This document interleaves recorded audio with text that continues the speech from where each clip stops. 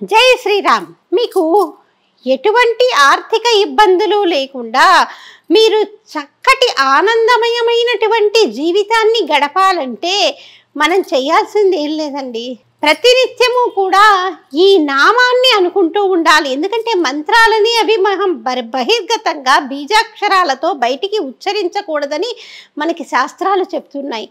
నామాన్ని మనం చెప్పినా దోషం లేదు, చేస్తే వారికి కూడా చక్కటి ఫలితాలు పొందుతాయి. మనకి పెద్దలు ఇచ్చినటువంటి నామాలన్నీ కూడా ఎంతో గొప్పనైనటువంటివి.